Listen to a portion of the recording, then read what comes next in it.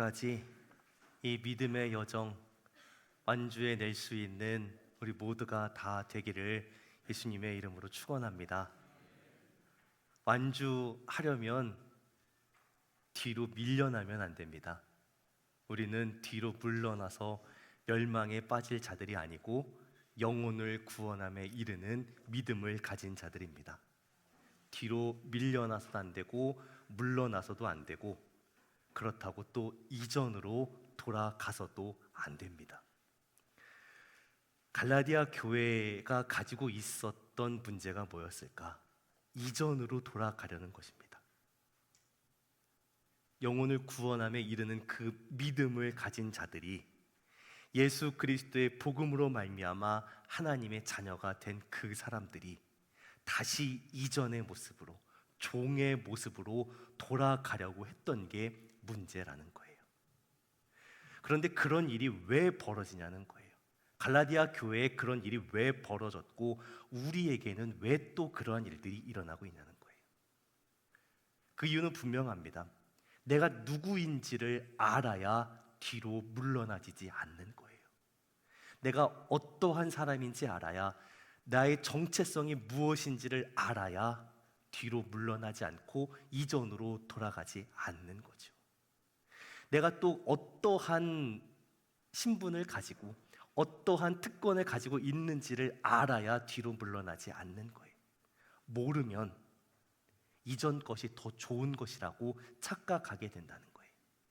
갈라디아 교회에 있었던 문제의 본질은 사실 이 정체성의 문제입니다. 그런데 갈라디아 교회의 성도들이 가지고 있었던 그 문제, 그 모습이 우리의 모습으로도 나타날 때가 있어요. 왜 우리가 예수님을 믿는다고 하면서도 우리의 삶에 아무런 변화가 나타나지 않느냐는 거예요.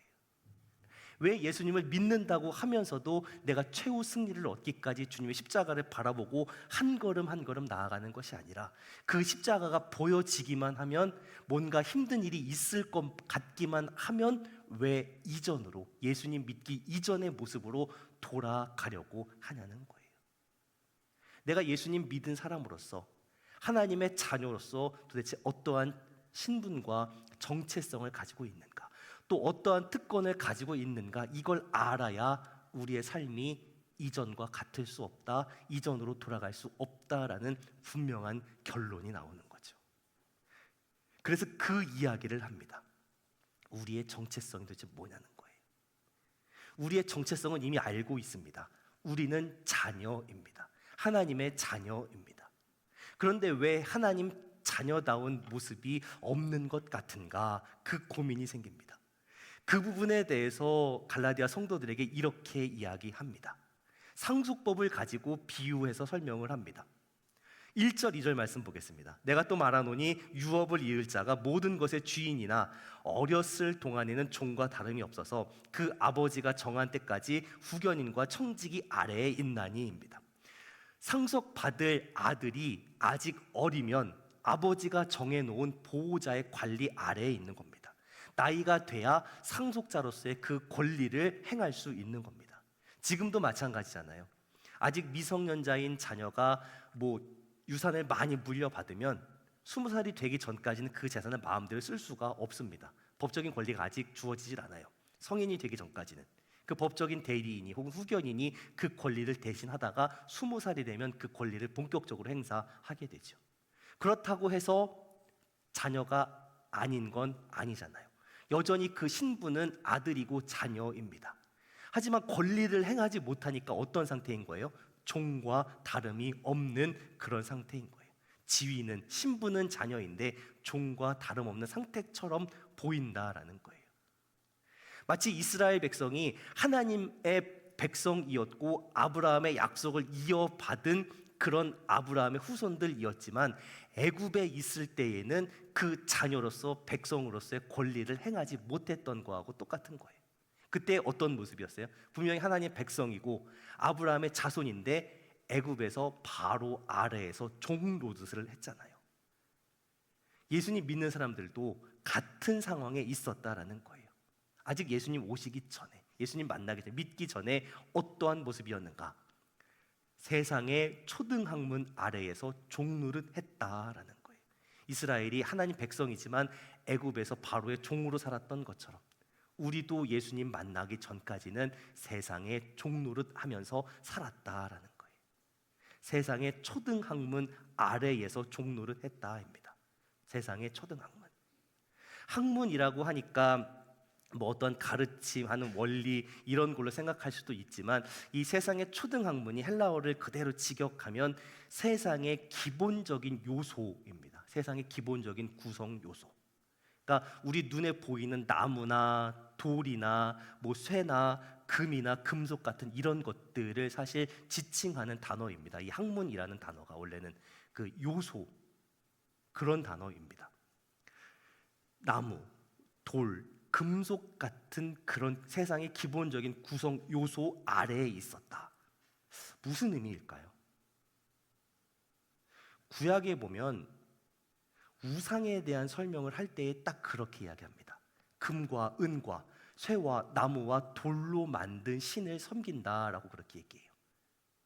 우상입니다. 우상 한마디로 세상의 우상. 그런데 이 세상의 것들이 세상의 우상이 아주 기본적이고 기초적인 것들입니다. 사실 그 원리는 아주 유치합니다. 그렇죠. 나에게 잘하면 뭔가 주고 나에게 못하면 뭔가 빼앗아가고 아주 유치하고 초보적인 그런 원리입니다. 그런데 그런 원리들이 어떻게 해요? 사람을 지배합니다. 그렇죠. 돈이 사실 별거 아니거든요. 그런데 그 돈의 원리가 우리를 지배합니다. 권력이 별것 아닌 것 같지만 그것이 우리를 지배합니다. 바울이 여기서 말하는 세상의 초등학문은 그런 겁니다. 우리의 눈에 좋아 보이는, 그래서 어쩌면 이 세상을 살아가는 동안에 꼭 필요한 것들, 그러나 하나님의 자리를 대신 차지하면 우리를 노예로 만드는 것들이라는 거예요. 하나님으로 점점 멀어지게 한다는 거예요. 어느 시대를 막론하고 구약시대나 아니면 이스라엘 백성들이 광야를 지날 때에나 이 돈이나 권력의 힘은 상당히 큰 영향을 끼치잖아요. 광야에 있든지 가나안 땅에 들어와서 정착해서 살든지 2025년을 살고 있든지 이 세상의 원리는 우리에게 상당히 큰 영향력을 발휘합니다. 별것 아닌 원리이지만 그 힘이 막강하기 때문에 우리의 결심, 우리의 노력, 우리의 능력으로는 이런 것들로부터 벗어날 수 없는 거예요. 그 영향력을 우리가 막아낼 방법이 없는 거예요. 그것을 막아낼 수 있는 방법, 그 영향력 아래에 있지 않는 방법은 뭐예요? 우리가 하나님의 자녀 되는 것입니다. 하나님의 자녀로 살아갈 때에 그 세상의 원리들, 세상의 우상들, 세상의 힘과 권력들, 물질적인 것들의 영향력으로부터 우리가 벗어날 수 있는 거죠. 반대로 우리가 하나님의 자녀로 살아가지 못하면 그런 것들의 영향에서 벗어날 수 없는 거예요. 갈라디아 교회 성도들이나 우리나 예수님을 믿음으로 말미암아 그런 세상의 능력 아래에서 종노릇하다가 그 종노릇하던 상태에서 벗어나서 하나님의 자녀가 되었습니다. 그런데 자꾸만 어떻게 한다고요? 예전으로 돌아가려고 한다는 거예요. 기껏 노예에서 자녀로 신분을 바꿔 놓았더니 다시 꾸역꾸역 옛날로 돌아가겠다라고 하는 거예요. 갈라디아 교회에 편지를 보낸 이유가 뭐예요? 바로 이것 때문이라는 거예요. 제가 얼마 전에 우리 유초등부 어린이들 중에 하나에게 그런 얘기를 들었습니다. 주일 예배 이렇게 듣고 있으면 맨날 성경을 갈라디아서만 읽는데요. 왜 갈라디아서 말씀을 이렇게 계속 하고 있냐는 거예요. 2000년 전에 보낸 그 갈라디아 교회에 보낸 이 편지가 2025년을 살아가고 있는 우리와 무슨 상관이냐는 거예요. 이 일이 우리에게도 똑같이 벌어지고 있기 때문에 우리는 이 말씀 앞에 다시 설 수밖에 없는 거예요. 우리가 어떤 사람들입니까? 앞으로 하나님 자녀 될 사람들이에요? 그 언젠가? 아니잖아요. 우리는 이미 예수 그리스도를 믿어서 하나님의 자녀가 된 사람들입니다. 그런데 그 신분을 가지고 다시 세상의 능력 밑으로 되돌아가려고 하는 사람이 얼마나 많냐는 거예요. 예수님 믿는다고 합니다. 하나님 백성이라고 합니다. 그런데 우리의 마음 속에서 가장 큰 영향을 끼치고 있는 건 뭐예요? 성경의 원리입니까? 말씀의 능력입니까? 아니잖아요. 세상의 현실이잖아요. 세상 돌아가는 원리를 솔직히 우리가 더 많이 섬기잖아요. 교회 왜 나옵니까? 예수님 왜 믿습니까? 나의 만족과 유익과 무언가를 얻기 위한 방편으로 하나님을 이용할 뿐일 때가 훨씬 더 많다는 거예요. 우리가 예수님을 나의 왕으로, 그리스도로, 구세주로 고백을 합니다. 그러면 우리는 그 뒤를 따라가는 거예요. 예수님이 걸어가신 그 길을 우리도 걸어가는 겁니다. 근데 우리는 어떻게 해요? 내 영혼 구원을 위해서 우리 주 예수님의 십자가는 바라보고 의지합니다. 그런데 내가 그 십자가의 길로 가는 건 꺼립니다. 왜요?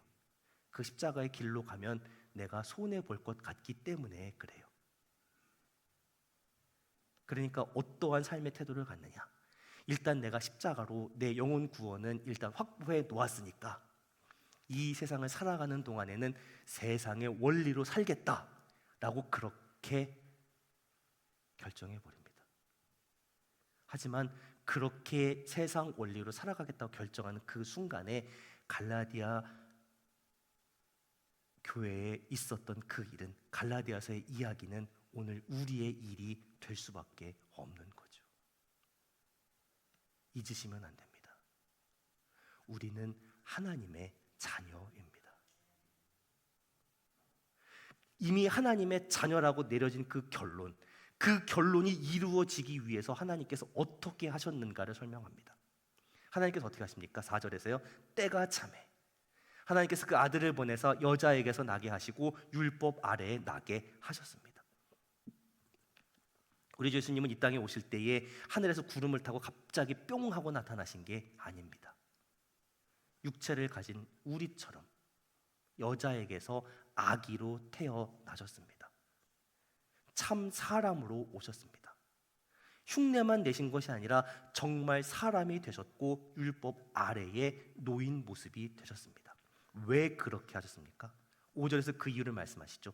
율법 아래에 있는 자들, 육체에 묶여 있는 우리를 속량하시고 우리로 아들의 명분을 얻게 하시기 위해서라는 겁니다. 두 가지 표현이 나옵니다. 속량 그리고 아들의 명분을 얻음, 이 두 가지입니다. 더 쉽게 설명하면요, 값을 주고 샀다. 그리고 입양입니다. 입양. 율법 아래에 있는 자들을 속량하시기 위해서입니다. 율법의 영향력 아래서 그 종로로 타고 있던 사람들 해방시키기 위해서 직접 들어오셨습니다. 율법 아래로. 육신에 매여서 육신의 문제로 넘어지고 쓰러지고 자빠지는 우리를 위해서 육신으로 오셨습니다. 그래야 우리에게 자유를 주실 수 있기 때문에 그렇게 하셨습니다. 그리고 뭐예요? 아들의 명분을 얻게 하십니다. 입양하신 겁니다. 입양하신 것.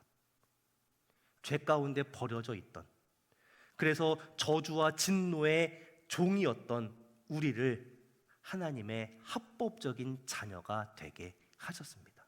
예수님께서 이 땅에 오심으로 그렇게 하셨습니다. 우리는 하나님께 입양된 하나님의 아들, 하나님의 딸들입니다. 그러니까 이전과 같을 수가 없어요. 이전과는 전혀 다른 정체성이고 이전과는 전혀 다른 특권, 권리를 누리고 살아가는 사람들입니다. 근데 저희 가정에 아이가 이제 하나밖에 없으니까 저희 부부가 이제 그런 얘기를 한 적이 있습니다. 입양에 대한 고민을 한번 해보면 어떨까라는 그런 고민을 한 적이 있어요. 근데 그게 절대로 감정적으로 쉽게 결정할 수 있는 문제가 아니잖아요. 뭐 조건도 까다롭고. 그럼 저희가 내린 결론이 뭐였냐면, 하나님께서 분명하게 확실하게 이 문제에 대한 답을 주시지 않으면 우리가 마음대로 진행할 수 없다였어요. 낳는 것보다 사실은 더 어려운 일이다라고 그렇게 이야기를 했었습니다. 조건이 상당히 까다롭잖아요. 뭐 경제적인 것들, 여러 가지 것들을 다 따집니다. 그 많고 많은 조건들 중에서 혹시 이런 조건이 있다면 아이를 입양할 수 있을까? 어떠한 조건이냐면요, 내가 직접 낳은 아이를 희생해야만 다른 아이를 입양할 수 있다. 이런 조건이라면 입양을 할 수 있겠냐라는 거예요. 이거 사실 말도 안 되는 조건입니다. 내 속으로 낳은 자식을 죽여야 다른 아이를 입양할 수 있다. 누가 그 입양을 하겠냐는 거예요. 말도 안 되는 조건이죠. 그런데 하나님은 그렇게 하셔서 우리를 입양하셨습니다. 그렇게 우리가 하나님의 자녀로 입양이 되었습니다. 요한일서 3장 1절에서 사도 요한이 이렇게 고백을 합니다. 아버지께서 어떠한 사랑을 우리에게 베푸사 하나님의 자녀라 불리게 하셨는가? 어떠한 사랑을 베푸셨는가? 하나님 자기 아들을 희생하셔서 우리를 자녀 삼으셨습니다. 잘할 아이를 데리고 온 게 아닙니다. 쓸만한 녀석 데리고 온 게 아닙니다. 데리고 왔더니 여전히 들이받고 여전히 사고치는, 그게 너무나 뻔하게 보이는 그런 우리를 데려다가 당신의 아들을 희생하시면서 자녀 삼으셨습니다. 이 놀라운 사랑으로, 도저히 이해가 안 되는 그 사랑으로 우리를 자녀 삼으셨습니다. 정말 중요한 건 이게 믿어져야 된다는 거예요. 이게 믿어져야 된다는 거죠. 그래서 입양된 우리에게 어떠한 특권을 주셨는가? 6절에서 이렇게 고백합니다. 너희가 아들이므로 하나님이 그 아들의 영을 우리 마음 가운데 보내주셨다입니다. 그 아들의 영이 우리 안에 계심으로 말미암아 이 말도 안 되는 하나님의 사랑이 믿어지게 하십니다. 우리는 감히 상상도 할 수 없는 그 일을 하나님께서 이루셨구나라는 것이 믿어질 수 있게 하십니다. 내가 믿는 것이 아닙니다. 내 안에 계신 그 아들의 영 성령께서 우리로 이 놀라운 일들을 믿을 수 있게 하시는 거죠. 그것이 믿어짐으로 말미암아 우리가 새로운 삶을 살아갈 수 있게 하십니다. 내가 더 이상 종이 아니구나, 자녀일 수밖에 없구나라는 것이 믿어지는 거예요. 그 특권을 우리에게 주셨습니다. 이미 일어난 일입니다. 내가 그것을 믿지 못하고 누리지 못하면 무슨 소용이 있냐는 거예요. 아무리 좋은 것을 주어도 내가 의심하고 그것을 받아들이지 못하고 내 것이라고 믿지 못하면 사실 무슨 소용이 있냐는 거예요. 하나님은 그것을 해결하십니다. 우리에게 하나님의 아들의 영을 보내셔서 내가 하나님의 아들이고 딸일 수밖에 없구나라는 것이 믿어지게 하신다는 거예요. 그 다음으로 주신 특권이 뭐냐? 그렇기 때문에 우리가 하나님을 아빠, 아버지라고 부를 수 있게 된다는 거예요. 너희가 아들이기 때문에 그 아들의 영을 우리 마음 가운데 보내셔서 내가 하나님의 아들이라는 것이 믿어지게 하시고, 그리고 하나님을 아빠라고, 아버지라고 부르게 하신다라는 거예요. 로마서 8장 15절에 똑같이 고백합니다. 너희가 다시는 무서워하는 종의 영을 받지 아니하고 양자의 영을 받았으므로 우리가 아빠, 아버지라고 부르짖느니라 라고 그렇게 표현합니다. 하나님을 아버지로, 아빠, 아버지라고 부르게 하셨다는 거예요. 그런데 여기서 우리가 기억해야 될 것 하나가 있습니다.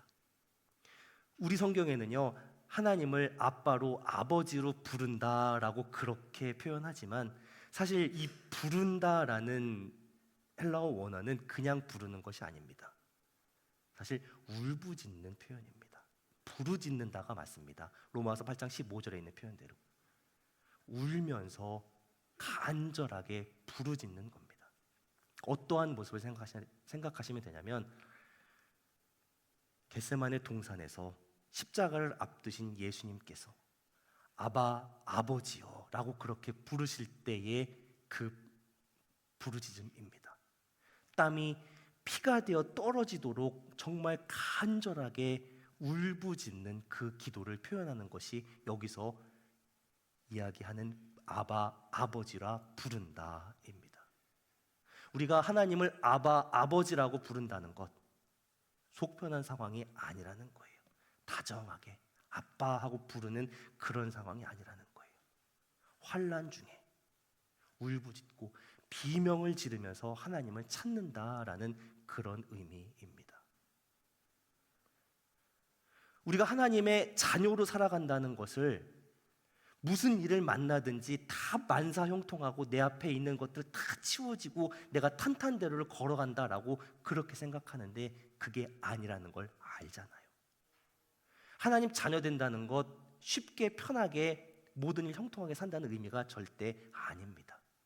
좋은 게 좋은 것이다라는 식으로 그냥 잘되게 형통하게 하지 않으십니다. 하나님께서 우리를 아들과 같이 대우하실 때에 어떻게 하십니까? 히브리서 12장 6절, 7절, 8절에서 우리에게 그렇게 말씀하시잖아요. 주께서 그 사랑하시는 자를 징계하십니다. 그 받아들이는 아들마다 채찍질하십니다. 왜요?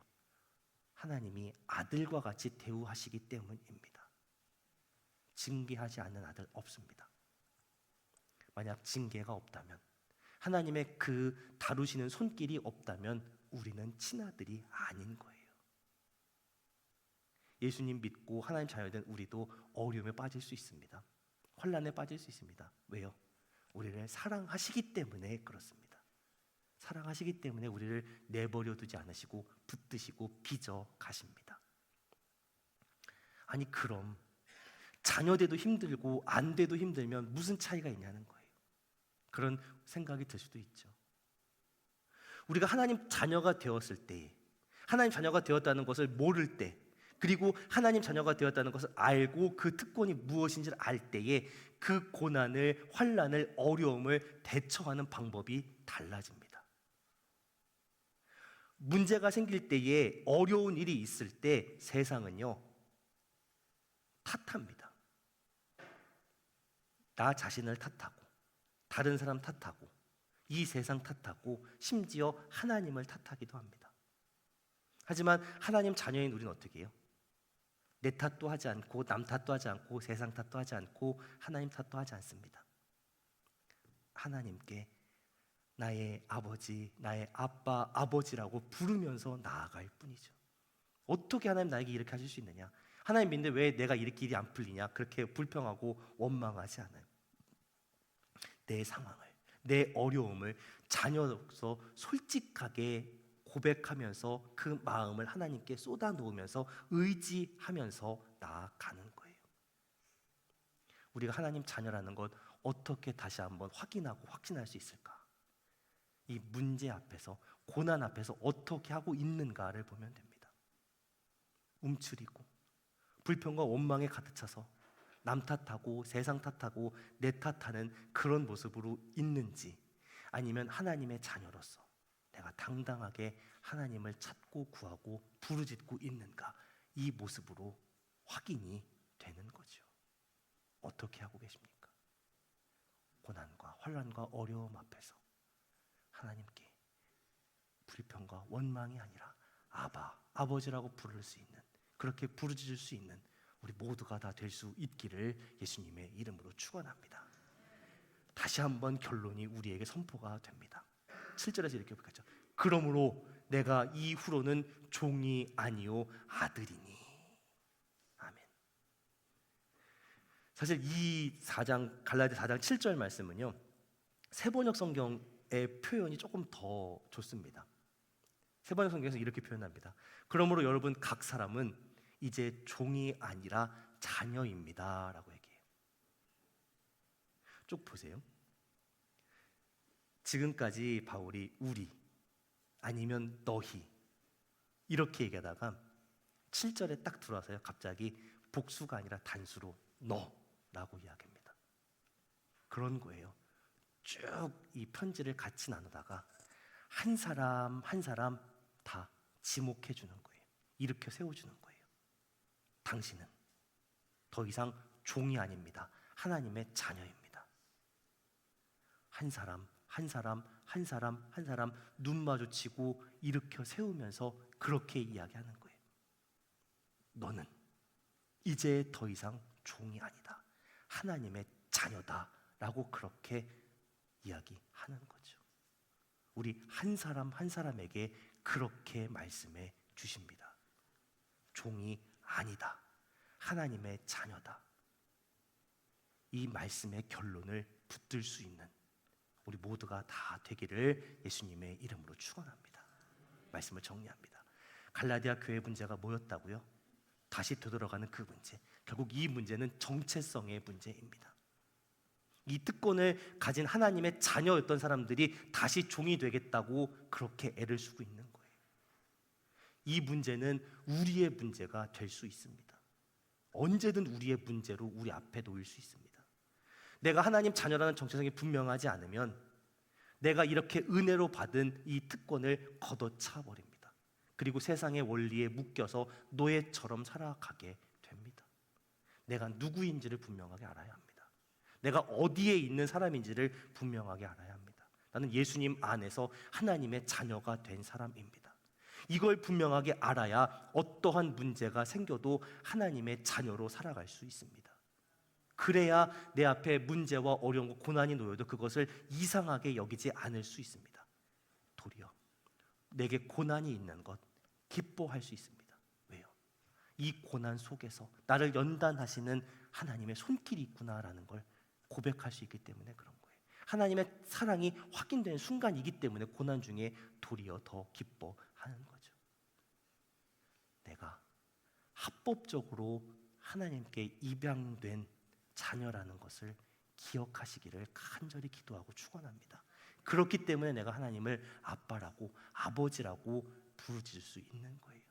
구할 수 있는 거예요. 좋을 때나 안 좋을 때나 구할 수 있는 거예요. 내가 하는 것이 아닙니다. 우리 주 예수님의 그 아들의 영이 내 안에 있기 때문에 내가 자신 있게 그렇게 부를 수 있는 거죠. 그렇게 부르면서 하나님 앞에 나아갈 수 있는 것입니다. 오늘 이제 말씀을 마치고 함께 성찬을 나눕니다. 이 성찬 가운데 그 믿음으로 나아갈 수 있는 우리 모두가 될 수 있기를 소원합니다. 내가 누구인가? 나는 예수 그리스도의 십자가 사랑으로 말미암아 하나님의 자녀된 사람입니다. 이 식탁에 참여할 수 있는 사람입니다. 그 믿음의 고백으로 이 시간 함께 나아갈 수 있기를 소원합니다. 하나님의 자녀로서 내게 주신 그 복과 권리, 그 특권 하나도 놓치지 않고 다 누리며 살아갈 수 있는 우리 사랑홍동의 성도들 다 되시기를 예수님의 이름으로 축원합니다. 기도하겠습니다. 하나님, 오늘 우리에게 주신 이 말씀을 놓치지 않게 하여 주옵소서. 우리를 이미 자녀 삼으셨다는 것을, 그 자녀 삼으시기 위해서 어떠한 일들을 행하셨는지, 그로 말미암아 우리가 어떠한 은혜와 축복과 특권을 누리며 살아가는지 잊지 않게 하여 주옵소서. 그래서 뒤로 물러나지 않게 하여 주시고 앞으로 날마다 전진하며 나아갈 수 있는 우리 사랑 홍동의 성도들 다 될 수 있게 하여 주옵소서. 하나님의 자녀로서 약속해 준 모든 복을 누리며 살아갈 수 있는 우리 사랑 홍동의 성도들 다 되게 하여 주옵소서. 감사와 찬양과 영광 올려드리며 예수님의 이름으로 기도합니다. 아멘. 이 시간 함께 성찬